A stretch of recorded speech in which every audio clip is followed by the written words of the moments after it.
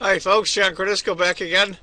Well, here it is, tiebreak game number 1 between Magnus Carlsen from Norway and Naiditsch from Germany. Tournament's being played in Germany, so Naiditsch has got some pressure. This is tiebreak game number 1. Carlsen's white and Naiditsch is black. It's going to be a Queen's Indian. I'll breeze through it. The time controls were fairly quick. I believe they were 10 minutes. Can't get officially on the time, but takes, castles. I'm going to go through this game quickly. There's another game following this one. Pawn, pawn, bishop b2 by Carlsen. Takes, knight e4, queen c2, rook takes by Naiditsch, bishop takes by Carlsen. Tiny advantage for black. Queen e7. If this is the best chess in the world, you know why, because of the fact that they're playing blitz. This is a tiebreak game. c5, f5 by Naiditsch, bishop e2. Last book move, according to the computer, knight c6, bishop, pawn takes, d takes, rook a8. Now I do have to say, they play at least 2 games. So if you can win one and draw one, you win. Castles, knight takes, queen takes, queen f6. Beg just wants no part of trading queens. Now when you've got a backward pawn here to hit. Rook to d8, he's got to move the rook back off the open file. b5, hitting the knight. Knight e5, knight takes, queen takes.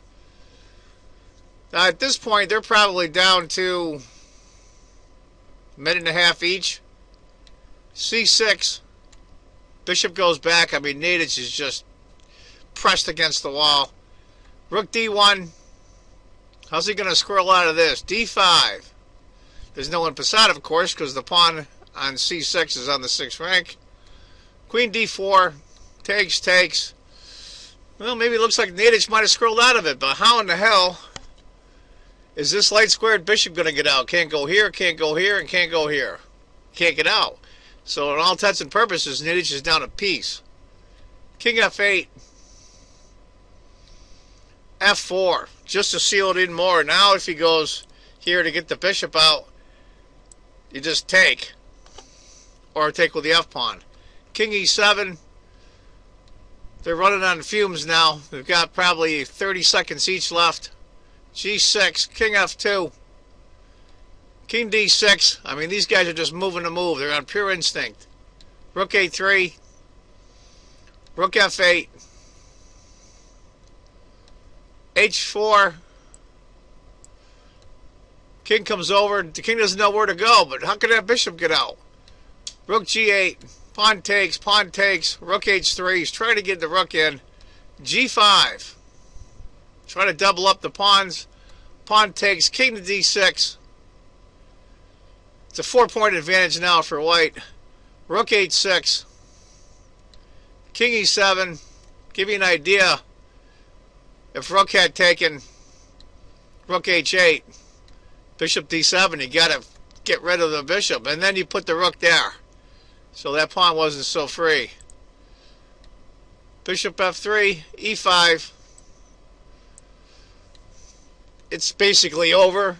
Naiditsch is just trying to hang on. King up. D takes. King to c5. Gives you there wondering if king had taken. Rook takes. King d6. b6. That loses for black. but everything is lost anyway. Rook takes, king takes, bishop takes, and that's where Naiditsch said, to hell with it. Give you an idea, after rook to d8, g6. How in the world is black going to hang on? So that's tiebreak game number 1. Goes to Carlsen.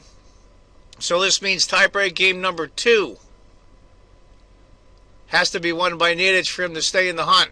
And Naiditsch is on home turf in Germany, so he's got a lot to lose and a lot to prove.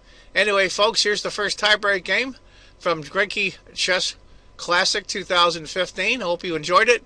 Look for tiebreak game number 2 coming up.